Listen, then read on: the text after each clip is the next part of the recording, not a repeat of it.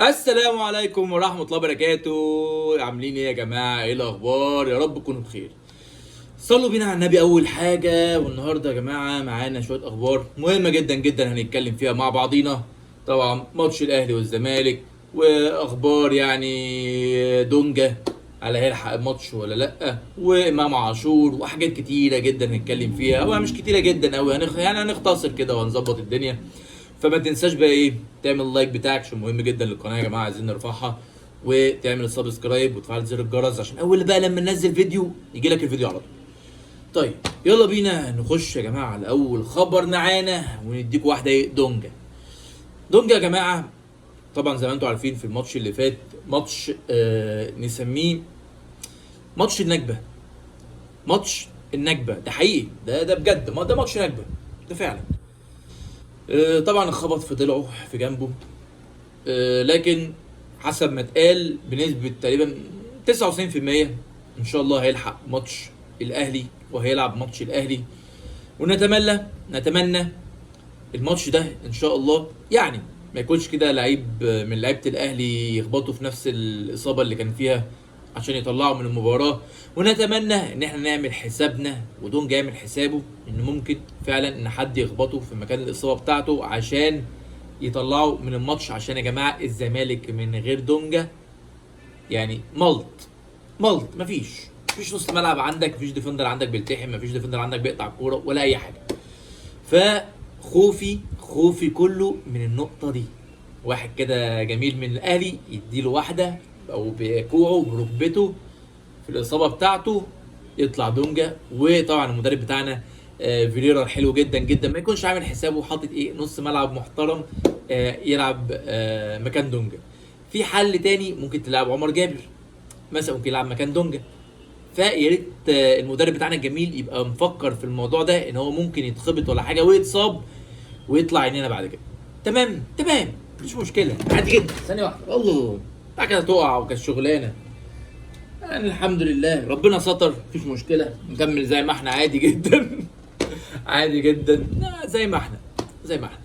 مشكله بقى امام عاشور يا جماعه، يعني تقريبا كده ان هو عاوز يمشي، عايز يسافر بره. عشان كده كلم ادم وطني وتعاقد مع ادم وطني اللي هو النادي الاهلي اصلا، يعني موقف التعامل معاه، واقف التعامل مع ادم وطني. لكن هو امام عاشور عايز ادم وطني عشان بيقول لك ان ادم وطني يقدر يسفره بره. امام عاشور بيقول لك ان انا مش متقدر في الاهلي وعايز يزود عقده، واللي وعقد امام عاشور باقي فيه حوالي سنتين ونص.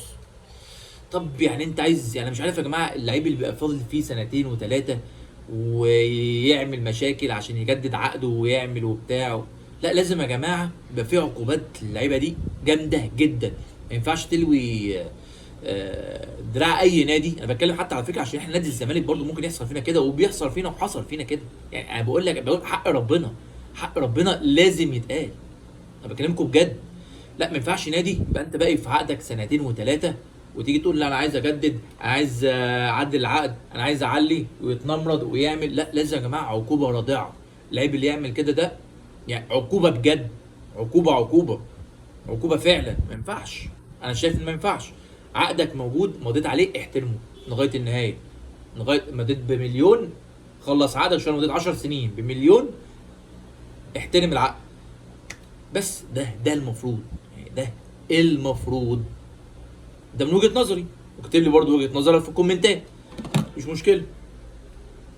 تعالوا بقى نشوف اخبار جديده. ايه بقى؟ بص يا سيدي، زيزو لما راح اتحاد الكوره لو انتوا فاكرين قال ايه؟ بيقول لك اقوال زيزو امام لجنه شؤون اللاعبين باتحاد الكره المصري بشان الشكوى المقدمه ضده من اداره الزمالك. بشأن الشكوى ماشي تمام. بيقول لك لم اوقع للاهلي واحترمت عقدي مع الزمالك. لا والله بجد ما وقعتش انت من زمان يعني قبل كده؟ تمام. الاداره منعتني من التدريب وحرضت الجماهير ضدي. يا عيني ده اللي عمل برومو وطلع التاشيره ومش عارف ايه وكل الكلام ده في يوم. ما علينا. طلبت من حسين لبيب اكتر من مره تجديد عقدي او موافقه على احترافي في السعوديه لكن لم يحدث جديد. اه فوجئت بإهانة صوري يا عيني والدهس عليها بالأقدام. يا ساتر، يا ساتر، ماشي. لم أبخل بأي مجهود مع الزمالك وجماهيره ولا أنسى دعمهم لي. يا جدع، ما أنت نسيت ورحت يا صاحبي للفلوس يعني. نسيت. تمام. من حق استخراج تأشيرة لأي دولة، هل هذا مخالف للوائح يا عيني؟ طبعا هو استخرج التأشيرة يا جماعة وراح السفارة زي ما فاكرين الواقع يعني. واتصور قبل تقريبا ماتش افريقي في الكونفدرالية، ماتش مهم جدا وطلعنا منه، وحصلت الأزمة والمشكلة بتاعت زيزو. فهو عادي يا جماعة يعني يستخرج تأشيرة، ايه المشكلة؟ يعني من حقه، من حقه. ودي تبين لك عدم، اخر حاجة دي تبين لك عدم صدق كلامه. وما بني على باطل فهو باطل. هل من حقي استخراج تأشيرة لأي دولة؟ هل هذا مخالف؟ لما قالوا انت عملت تأشيرة أمريكا والتوقيت واللي يا جماعة أنا عادي، عادي، ما ايه المشكلة؟ هو ممنوع. باين ان الكلام يا جماعة مش صادق بنسبة كبيرة جدا، بنسبة كبيرة جدا، والله أعلم. ده بالنسبة لزيزو اللي راح قالوا ايه في اتحاد الكورة، الملخص بتاعه.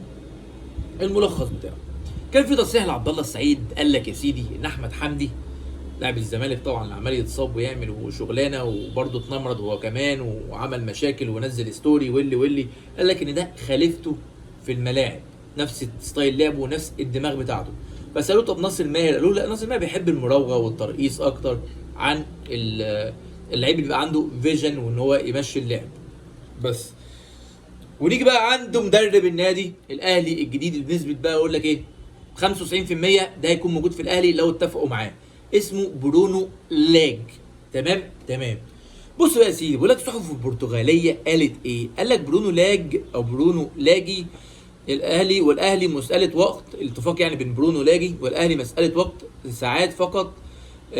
قد تلقى من ساعات يعني، قد تلقى المدرب السابق لبنفيكا عرض بقيمه 4 مليون و800 الف دولار، يعني 5 مليون تقريبا يورو سنويا من العملاق المصري، ورد بعرض مضاد بقيمة 5 مليون يورو. يعني هم عرضوا عليه 4800، قال لهم 5. تمام. وهو ما يتوقع أن يقبله النادي الأفريقي الفني، النادي الأفريقي الغني جدا قريبا. إيه ده؟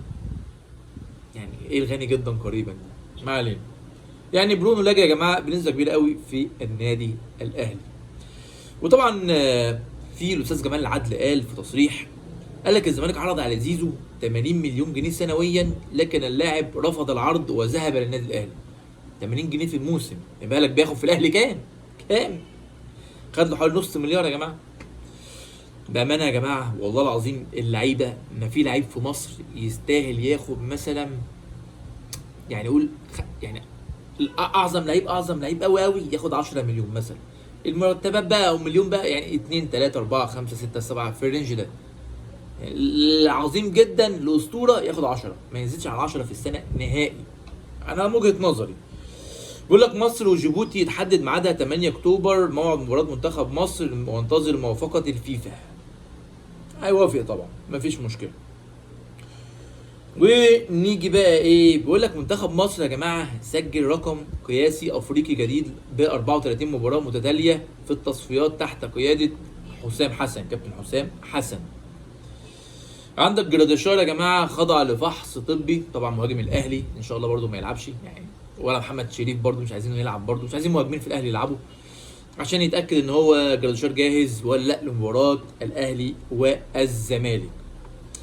طبعا يا جماعه يعني احنا كلنا شفنا مشكله ياسر ابراهيم في مباراه ال الاهلي الاخيره، طبعا يعني قدام حرس الحدود، لما هو طالع وخد مروان عطيه جائزه احسن لاعب في الماتش، وقال لك هم بتدوها بناء على ايه وده اللي بيعكس روح مش حلوه في فريق النادي الاهلي. رغم ان هم عمالين يداروا لكن في روح مش حلوه جوه الفرقه، انا بقول لك. ودي بسبب كثره النجوم والفلوس الرهيبه جدا اللي بيدفعوها، عمالين يدفعوا فلوس قد كده قد كده. يا جدعان مش للدرجات دي والله، مش كله بالفلوس. اللعيبه بتبص لبعض وبتنفسن، وده كان بيحصل في الزمالك. النفسانه دي كانت بتحصل في الزمالك، وده غلط. ما ينفعش فرقه في الدنيا تجيب في مركز 3 لعيبه سوبر نفس المستوى، مستحيل مستحيل. مستحيل الفرقه دي تنجح، انا بقول لكم مستحيل. والنادي الاهلي مش هيعمل حاجه السنه دي حتى لو خد الدوري، يعني عارفين طبعا الاهلي عادي، انتوا فاهمين يعني. خد الدوري، لا هيعمل حاجه في افريقيا ولا اي بطولات خارجيه يعمل فيها حاجه، وعادي جدا جدا هتبقى زي فريق الاحلام بتاع الزمالك اللي كان فيه احمد حسام ميدو وعمرو زكي واللي ما عملش حاجه. نجوم كتير بيوقعوا الفرقه، ليه؟ لان كل واحد بيبص لنفسه ان انا النجم، مش بيلعب للفرقه. لما كان تلعب واحد بس لواحد بس او اتنين عارفين ان هم نجوم وبيلعبوا لنفسهم وفرقه كامله بتخدم عليهم، القماشه بتمشي والدنيا بتمشي والعجله بتمشي والمكنه بتدور، مفيش مشكله. لكن عكس كده يبقى 4 5 6 نجوم في الفرقه اساسيين، مين هيخدم عليهم؟ 2 3 او 4 في الفرقه، بلح. مفيش الكلام ده ولا اي حاجه هتتم. المهم يا جماعه، ده وصلنا لنهايه الفيديو، كان سريع جدا جدا. فلو ما عملتش بقى اللايك والسبسكرايب والاشتراك معايا في القناه، اعمل دلوقتي حالا واشترك معايا، واشوفك في فيديو جديد. سلام.